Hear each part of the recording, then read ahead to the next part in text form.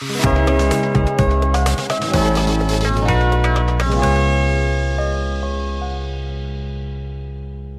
guys, welcome back to Saurabh Coding Classes, and today we are going to discuss about the topic of nested if-else statements in C programming language। तो यार guys ये हमारी C playlist है। तो guys अगर आपने अभी तक हमारी प्लेलिस्ट एक्सेस नहीं करी है तो फटाफट से प्लेलिस्ट को एक्सेस कर लें C की, ठीक है। तभी आपको अच्छे से समझ में आएंगी चीजें कि किस तरीके से हमारा अभी तक हमने जो पढ़ा है, क्या क्या चीजें कवर कर चुके हैं हमने पूरी प्लेलिस्ट में। ओके, चलिए शुरू करते हैं अपना टॉपिक। तो गाइस हमारा जो नेस्टेड इफ एल्स स्टेटमेंट होता है, ये इस तरीके से कि हम इफ की जो हमारा सेक्शन होता है उसी के अंदर इफ एल्स स्टेटमेंट को दोबारा से लिख सकते हैं।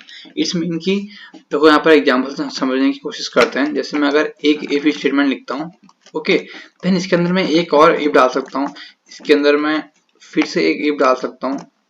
समझ रहे हैं मैं क्या कहना चाह रहा हूँ। जैसे कि ये एक इफ स्टेटमेंट है, ये पूरा सिंगल इफ स्टेटमेंट है, देन आप इसके अंदर multiple if else statements put कर सकते हैं। ओके, तो ये होता है हमारा nested if else statement.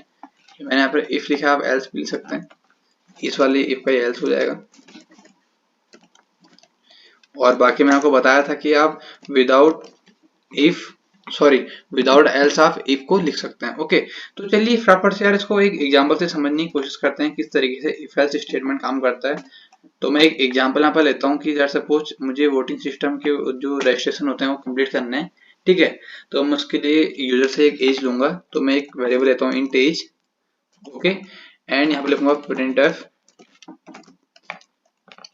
Inter your as. यहाँ से एज इंटर हो जाएगी एंड उस एज को हमें सेव करना होगा। तो गाइस हम यहाँ पर एज के साथ साथ सिटीजनशिप भी चेक करेंगे, ठीक है। लेट्स सपोज कि मुझे पता करना है कि वो एक्स वाई मतलब कोई भी पर्टिकुलर सिटीजन से हो, सिटीजनशिप हो उसके पास, जो भी वोटिंग के लिए अप्लाई कर रहा है। तो मैं यहाँ पर एक वेरिएबल और ले लेता हूँ,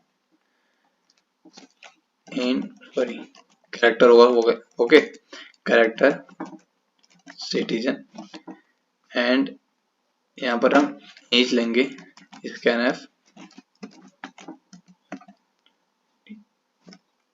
एंड यहाँ पर लिखूंगा एज का एड्रेस।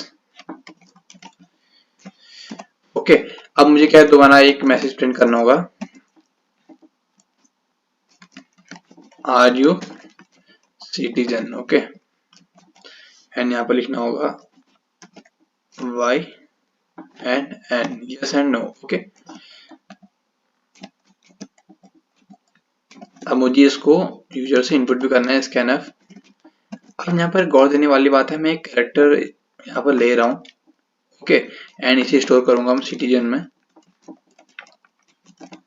यहाँ पर बड़ा ध्यान दीजिएगा कि जब मैं इस तरीके से लिखूंगा तो एक कोड मुझे एक एरर देगा। एरर मीन्स कि यहाँ पर जब हम इसको डायरेक्टली ऐसे लिखते हैं, फॉर्मेट स्पेसिफायर डायरेक्टली सी को ऐसे यूज करते हैं, तो ये एक वाइट स्पेस को ऑटोमेटिकली यहाँ पर स्कैन कर लेता है।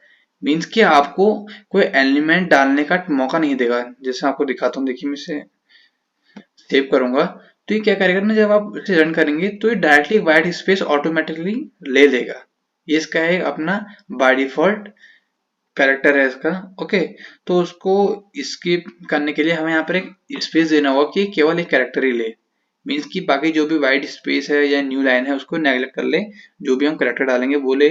तो इसलिए यहाँ पर एक स्पेस देना होता है, ओके। ये बहुत ही इंपॉर्टेंट पॉइंट है गाइस, जब भी आप प्रोग्रामिंग करते हैं आपको ऐसी एरर हो सकती है मालूम पड़ जाए, आपको एरर शो नहीं करेगा, ठीक है, क्योंकि सिंटैक्स एकदम राइट है।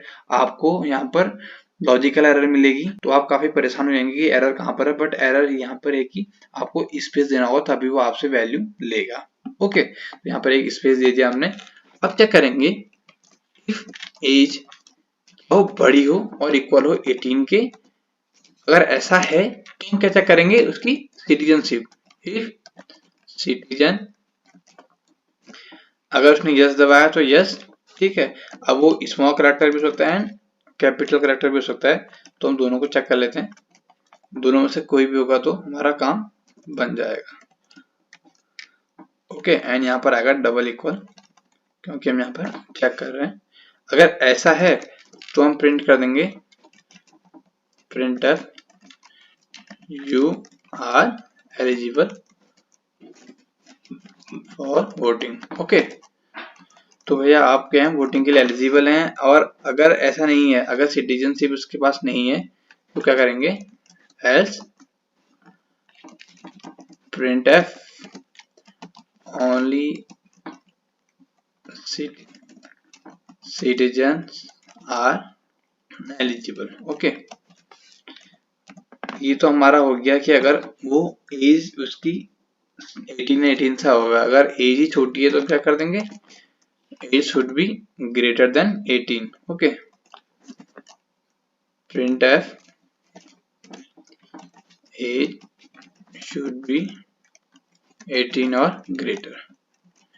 ओके गाइस, इस तरीके से हमारा प्रोग्राम होगा। तो चलिए देखते हैं रन करके। तो गाइज अब हमें यहाँ पर अपनी एज इंटर करने की, मैं सपोज करता हूँ 18। ओके, एंड सिटीजनशिप डाल देता हूँ नॉट। तो देखिए क्या है, only citizens are available. Okay, तो इस तरीके से काम करेगा।